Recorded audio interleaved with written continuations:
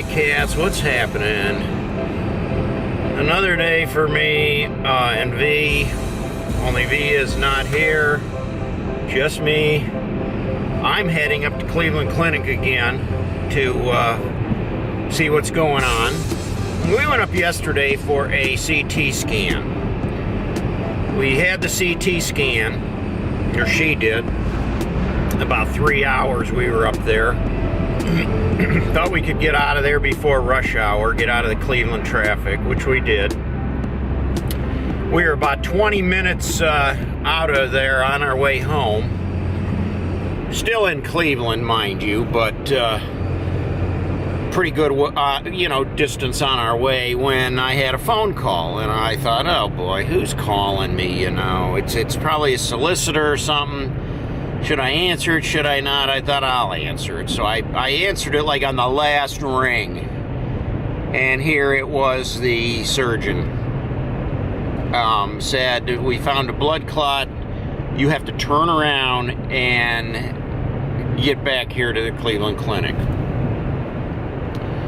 So, jumped off the expressway, looped around, got back on northbound, and headed all the way back to Cleveland again, where they admitted poor V. Poor girl, miserable. She's just miserable, and it makes it compounded when you have to be in the hospital.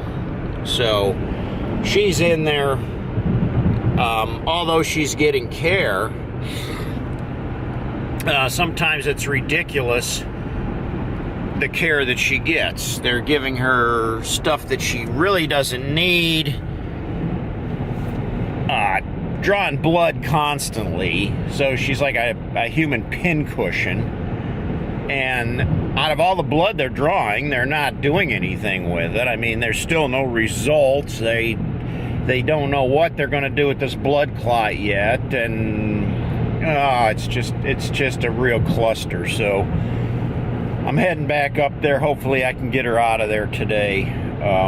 There was a pretty good chance that they could get her on excuse me, get her on some medication and send her home. So that's what we're looking at. That's what we're hoping for. So last night I'm there, and I didn't want to leave her there. It's awful when you got to leave your wife behind, and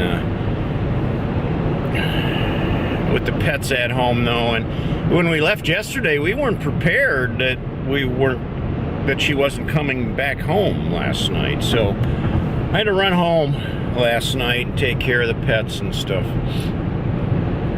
And I'm on my way back up this morning. But anyway, I go to leave last night, and they had given me a free parking pass.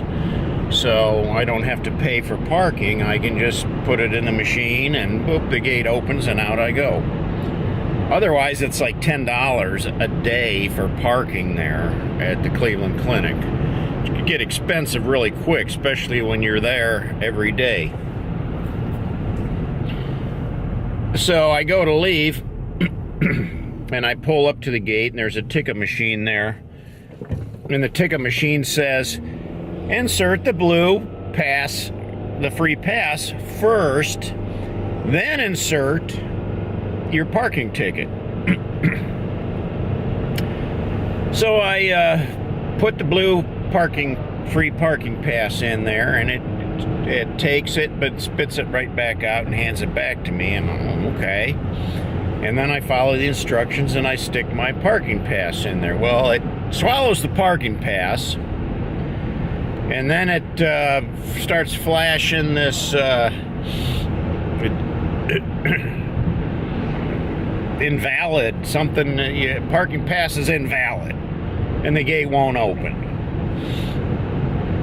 So now I'm like, now what do I do? Well, thank goodness nobody was behind me, because usually there's a line of cars behind you, and you're in a chute, so there's no way out. I couldn't get the gate to open up. I don't know what to do, and I ram the gate. How do I get out of here? Everything's legit. The machine just won't open the gate. So I backed up, went back up, parked the car, because there's nobody in the parking deck. No attendant there. There is an attendant during the day, but it was evening now, and nobody was there. So I went back, parked the car, and then I had to hike all the way back to the main lobby, which by itself is no easy task. It takes a good 10 minutes to get back to the main lobby from the parking deck, if not more. It's like a quarter of a mile. So I do that. I get back to the lobby, and from the time I had left the lobby and done all this, probably a half hour had passed. I get back to the lobby. There's nobody in the lobby. There's nobody at the desk. It's like abandoned, like nobody there. The place is dead. I'm like, you got to be kidding me. Well, now what do I do? You know, my car's in the parking deck. I can't get out. What do I do? So I look down, you know, the Cleveland Clinic's a huge place, and I look down the main corridor there towards the main entrance, and I see some valet desk there. There's a couple people sitting at the valet desk. So I walked down there, and I told the guy, I said, I don't know if you know anything about the parking deck, but I said it ate my parking pass and it wouldn't let me out. He said not to be surprised. He said those ticket machines are temperamental, and sometimes this does happen. So he said all you got to do is drive back over there. And he said, now I'm going to tell you, go to the middle gate. And then he says up in the top right-hand corner, there's a little button you push. It's like a response button or something. He said, I forget what he called it, but he said, push that button and the gate will open. Really? Had I known that, I'd have been halfway on my way home now. So I hiked all the way back out to the parking garage, and then went all the way down through the parking garage back to the gate again. Took the middle gate that he told me to go through, and then I'm looking at the machine. Where's this button? Where's this button? Oh, there it is, way up in the top right hand corner. I push the button, bang, gate opens right up, and out I go. So there was my parking deck nightmare.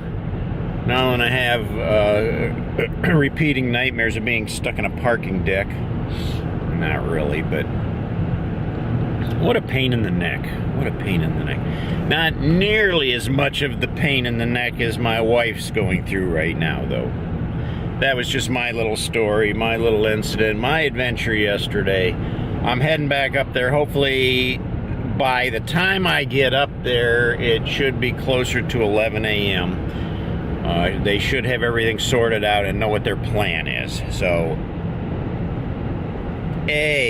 best case scenario, they will send her home with a prescription. It looks like an injection she's going to have to inject into her tummy on a regular basis. And it's a 6-week treatment. So she would do that, and that would help to break up the blood clot. And I guess it's in a spot right now that is not extremely critical, but it is something they need to attend to. Or there is a option B, which I hope they don't decide on, is to keep her there and continue treatment there for the blood clot, because she doesn't want to be there. I don't want her there. She can't sleep. You see, here's the thing. You get a room there, and it's not a private room. You have a curtain dividing you between, Val's bed and another bed, and there's somebody in the other bed. So it's not only the nurses coming in there to draw blood and take blood pressure and all that stuff from V, but at the same time, they come in at different times to do that to the person right next to her. So there's no peace there. It's constant busy, busy, busy. There's no way to get sleep there unless they knock you out, and they don't do that. So it's kind of a living hell. You just can't wait to get out of there. Now, they'll bring your food when and when she wants it and that, but the food isn't top notch. It's like cafeteria food. I think she gets to pick off a menu, but you know, when you eat there, when you're in the hospital and you have to eat hospital food and that's all you get tired of it really, really quick. So hope I can bail her out today. Keep up the prayers. Thanks for you guys, thanks for sticking with us. Give us a thumbs up. We'll keep you posted. Hopefully we'll get back to some fun adventure instead of this kind of crap.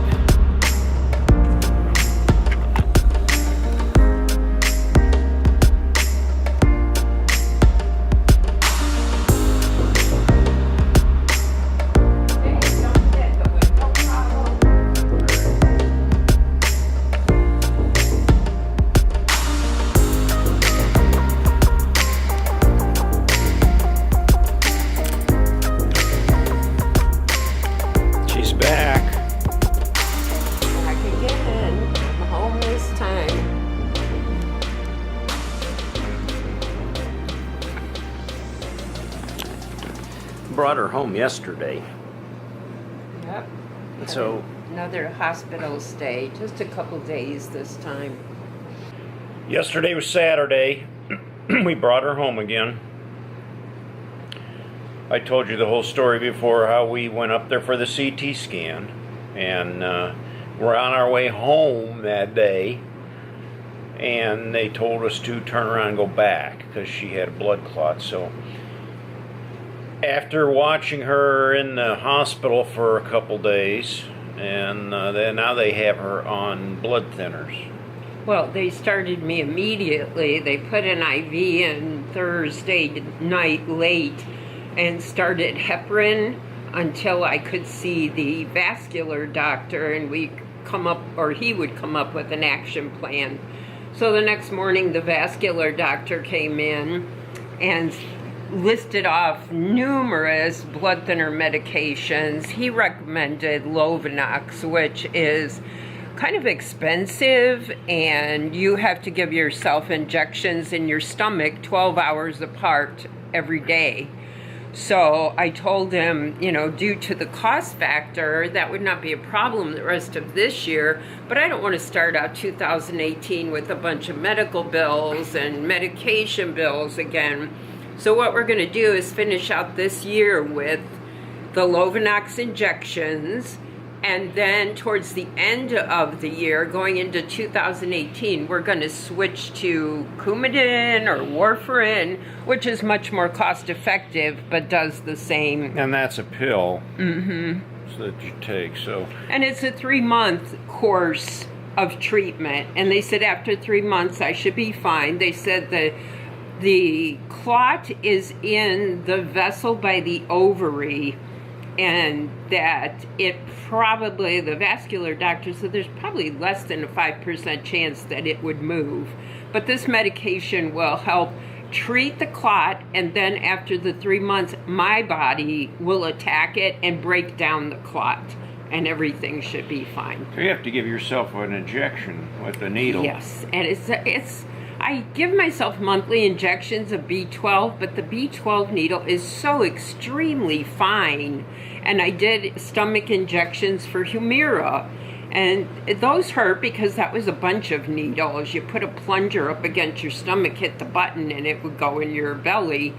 But this needle's a bit bigger on the Lovenox injections, and the first one I went to stick it in my skin, and it didn't go. So you really have to push it, which is hard for me. I'm not a needle person. And then you just alternate. In the morning you do one side, either left or right, and then in 12 hours later you do the other side. So I'm kind of glad that I don't have to do 3 solid months of injections, because I think I'd get pretty tired of doing that. Yep. So she's home now, and we're monitoring everything. She's got to report back to the doctor every day. Per telephone, Email. Just send it. I guess just send the surgeon an email. Let her know how she's doing, what the stats are for every day.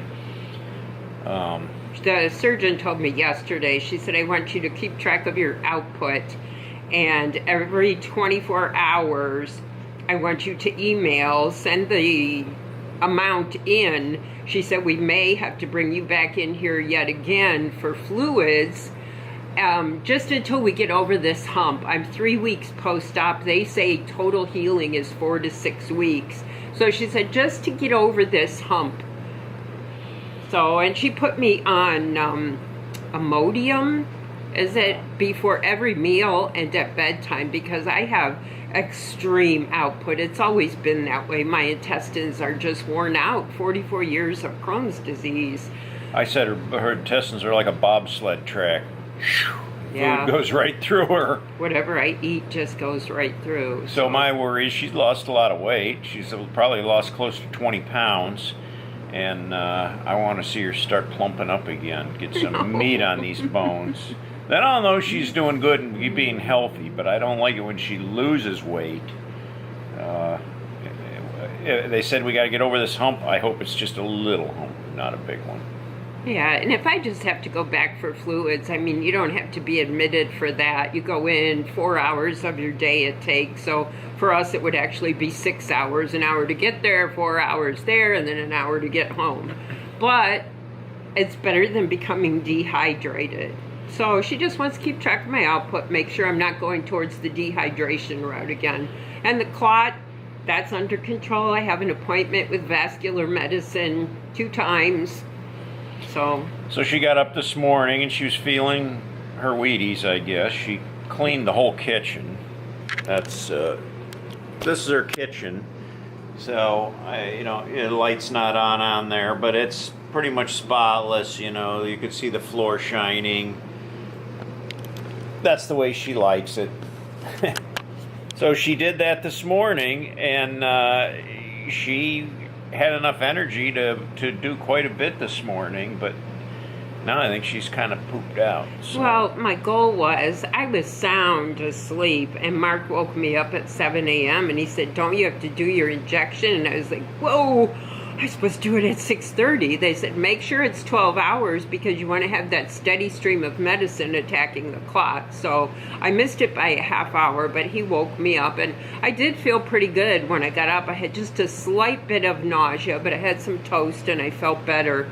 And I said, I want to try building my strength. Just sitting on the couch is not going to help me get back to where I was. I have to start easing back into my routine, build up my stamina, build up my strength, and I want to put this behind me once and for all already. I just want to be done with it. Sure. I want to get back to normal, my normal. I want to go hiking again. Yeah. Well, that shouldn't take us too much longer. If she continues to heal and feel better, we'll get her up off of that couch and get her hiking, go on some adventures.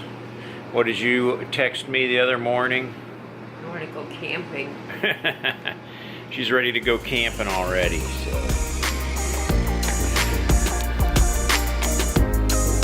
So we just want to take this moment to thank everybody for all your kind thoughts, wishes, prayers, for thinking about us. We wish you guys all the best. We hope everybody's doing good. If you need prayers, let us know. We're there too. But we appreciate it. I mean, it's good to know that there's people there that care. It meant a lot to me to read people's comments. It means a real lot. Sometimes you think that people don't care. Some of the people you're closest to, you don't even hear from. So right. You don't hear from your family. It makes you wonder.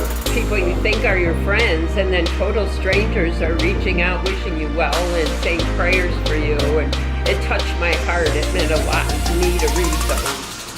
So thank you. Like us, share us with others, and if you haven't yet, please subscribe. And we'll keep you posted. we'll get back on track here real quick and get some other videos up besides. Something better, more upbeat. Val thinks we're boring people with her videos of her recent health problems. I don't think so. This is life. That's what I say. This is life. This is our adventure. This is what we're living right now. So we're sharing it with you. We'll throw some other things up there too. So until next time. Adventure's what you make it, and we sure have made a bunch lately.